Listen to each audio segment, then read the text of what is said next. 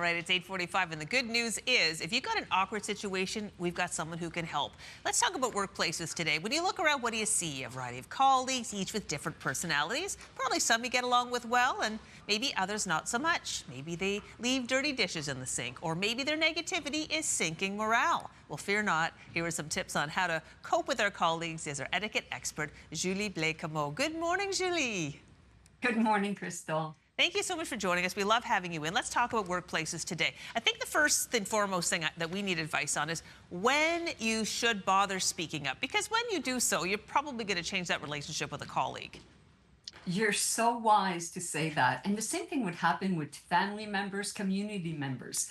And the first question we should ask ourselves, Crystal, is will I be perceived as friend or foe?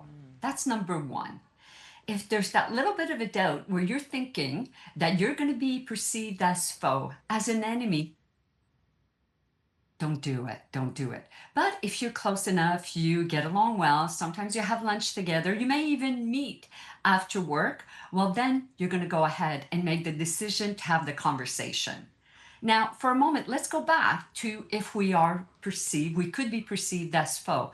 In that situation, use the communication channels that the company that you work for tells you to go about it, the policy that's there. So it could be your superior, it could be an HR representative, it could be an ombudsman. So that's the first question we should ask ourselves, friend or foe. Okay, that's great. And let's get into some behaviors one by one. We'll go through as many as we have time for. So let's talk about a few common ones. What about, okay, this is good. Somebody, you're trying to talk and they're constantly interrupting you. And that can make you feel disrespected. So what do you do in this case? Yeah, it can make you feel disrespected. And sometimes the interrupter is so much coming along with you, believes in you, so passionate, just like you. And then they're like, oh, and then they interrupt. And then you can just look at the person and you can, like, sometimes just, especially in a meeting, Crystal, even virtual, if you just find that person like the Brady Bunch and you find that person and you make like that virtual eye contact or in person, that's all that you need to do. And then you like make that little nod in person, the person gets it. And sometimes you may have to say, Crystal, I see you, Julie, I see you, and we'll get right to you after I'm finished. That's all that you need to do. Don't point fingers, don't roll your eyes, anything like that. And the most important thing is communication, the most important element, 55% of how we communicate in person is visual.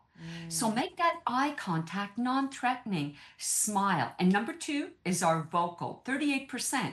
So that's the tone of our voice. Remember your mother saying, watch that tone, young lady? Well, my mom would say that. So that's the tip here. Yeah, that's Tell great. them to get back to them, like to calm them, soothe them, and let them know they'll have their own time to shine. Perfect. Yeah. And often, yeah, just like understanding where they're coming from sometimes is really helpful, that they're just excited. All right. The classic pen clicker or desk tapper. I am a person that this drives me crazy. Yeah. And then you get it in your head and you can't get rid of it. How do you get them to stop?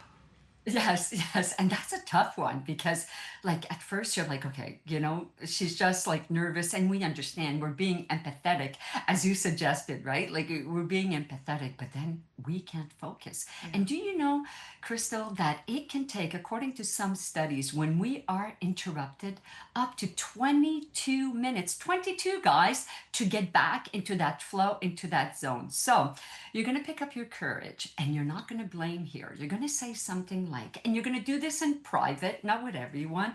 And you're going to say, Julie, could we just, why don't you walk along with me? Or you see them in the lunchroom, and you said, can I share something? I'm a really, really sensitive person, like sensitive to the senses. And I hear everything. And sometimes, when I hear pens clicking, or when, for me, Crystal, my biggest pet peeve is gum chewing. To me, that should be a solitary activity, like clack, clack, clack. And then you're going to say, I get really distracted. Like, is there something that we could do about that? And you go one step at a time. Like, there's something that I'd like to say.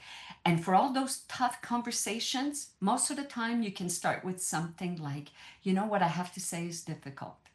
But if it was me, I'd like to know. Ah, And good then, one. hmm? Yeah, that's a good one. Yeah, exactly. Try to, yeah, bring it back to you. Okay, on these notes, we have a scent policy here at CTV where we can't wear strong perfumes because some people have odor sensitivities. But what about Yes. strong body odor? Like, that's really personal. How the heck do you deal with that? Mm. I don't know if I've ever told this on your show, but I used to be HR. I used to be that HR person, and I've had to fire people. And do you know that between firing someone and having the body odor conversation, the most challenging one of the two is the body odor one? Mm. That's really, really tough because it's really personal. And this one will start exactly like what I proposed. There's something that I'd like to talk to you about.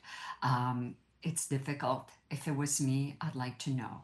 And then you will suggest that at times when we're stressed, that our body can sweat more, that different things physiologically can happen, and that, it's been reported to me or I've noticed. And you're going to be really careful about the using it's been reported to me because that could create paranoia. Mm. And we're also going to be very sensitive to people's economic situation. We may think that everybody has a wardrobe where they can alternate their clothes like every day, every second day, but that may not be their reality. And they may not have access to getting their clothes laundered. So that's really, really sensitive. And then you will say something like, I've noticed that maybe like that you may want to think about personal hygiene. Is there anything that we can support you with that? But that conversation should truly come, generally speaking, and again, generally speaking, from HR, unless it's someone that you're very, very close to. If it's someone that you have coffee with like every day, probably that person would appreciate it coming from you instead of HR. Ah, Reason is, and you know why, Crystal? Because that person's going to think, I sat every day next to Julie and she never said anything. yeah. And then she went and told HR. So, if you're telling HR could never tell, would not like let them know that you don't want them to tell. And it's really sensitive. It's a very tough conversation. Well, gosh, we could go on and on. Julie, thank you so much for this conversation. If there's anything like that ever comes up, I'd like them to hire you to break the news to me because you just have a way about you. Thank you. And any sticky situation, people write to me from all over Canada and the world at times. So Julie at etiquettejulie.com, and we'll get through this together. Perfect. All right. Thank you again. We put that information on our website to make it easy to find. Have a great day, Julie. We're going to take a break and be right back to wrap up our show right after this. It's now 8:50.